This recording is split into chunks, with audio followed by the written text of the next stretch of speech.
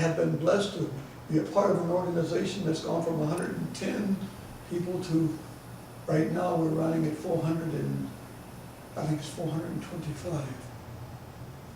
We have a payroll on a monthly basis. My job is to analyze and to break down payroll into 4 categories. Those who are handicapped and sponsored, those who are non-handicapped co-sponsored, those who are staffed, and the executive level.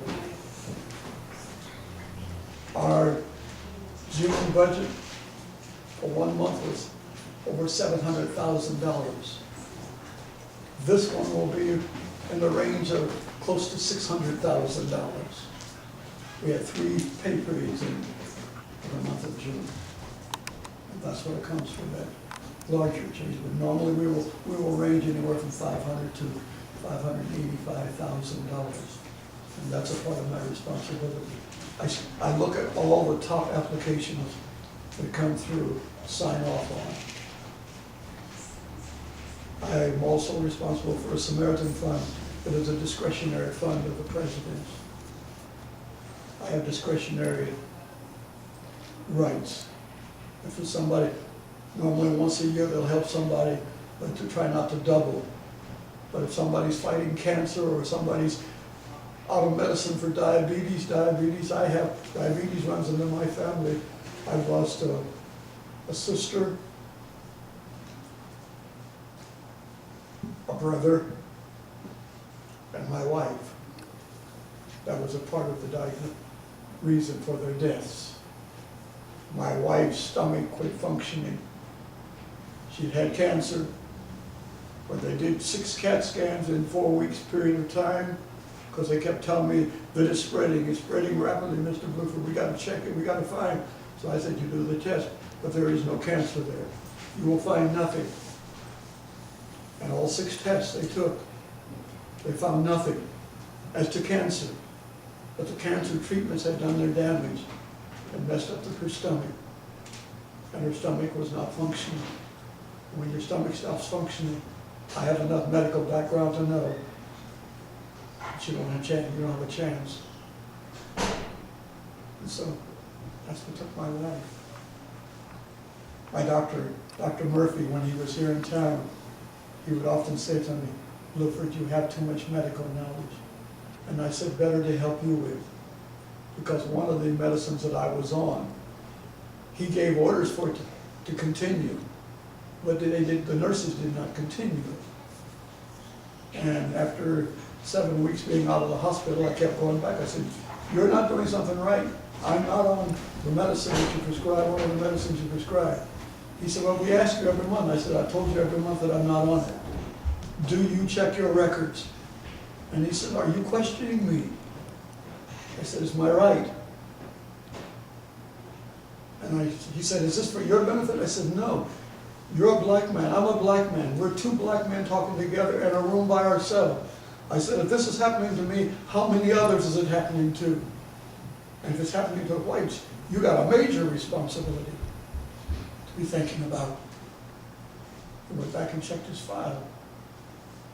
Found out that I was right. He said, thanks for knowing what you're talking about. Yeah. So even though I operate on less oxygen than y'all operate on, y'all operate on 55 to 65% of oxygen usage every day. I operate on 17 to 25. When I had my viral pneumonia and my sinuses peaked at the same time, they damaged the pumping mechanism in my heart. And thus, I'm limited. I have to watch, and if you notice, I phrase sentences differently than your normal sentence structure. I hated that diagramming of sentences, but that was drilled into us. I had to stay after school for it. And I didn't like penmanship.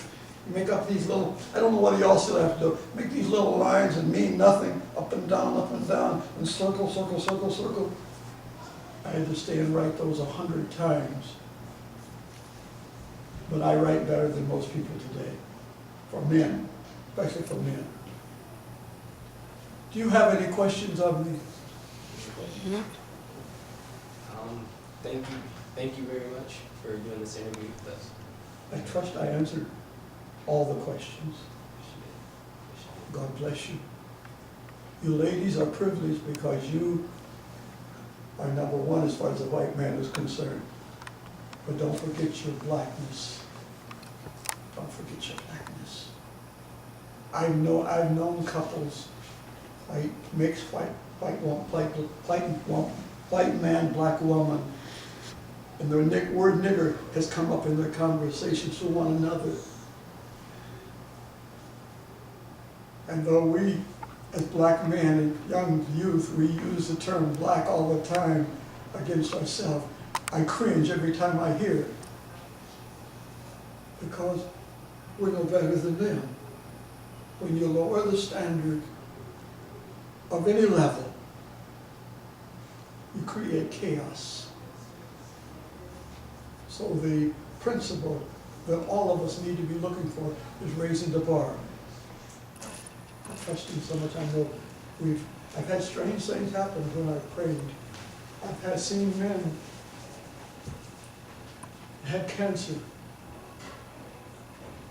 and we took them to God in prayer. And when they went back for testing, they could not find the cancer. And I had said to the man, the one particular man, I had said to him, give God the credit, because that's what he's to do. He said to me, God doesn't. I said, don't finish it. He said, well, he didn't have anything to do with this. I said, he had everything to do with it. But because you just denied him, in less than a month, you will be back at a +4 cancer level. And 2 weeks later, he went in for tests. Grade 4 cancer level. I knew the different levels because I was a part of making diagnoses when I was in the hospital. Part of my work was dealing with diagnosis. Part of it was being able to read slides of tissue, body tissue. Tell whether it's cancerous or whether it's sickle cell anemia, whether it's pernicious anemia, whether it's Mediterranean anemia, all those different anemias. Being able to tell just by looking at blood slides. You can tell all that stuff. And he died. Not quite a year later. I've gone to hospitals and daughters have stood there and told me, Mother knows Christ, but I don't know why she's holding on. And they asked me, will you pray for her? I said, be guarded in what you asked for. Prayed for this woman. And before I could finish, she died.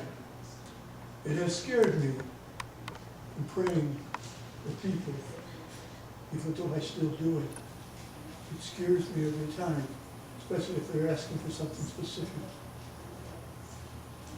But God has used me in a strange way.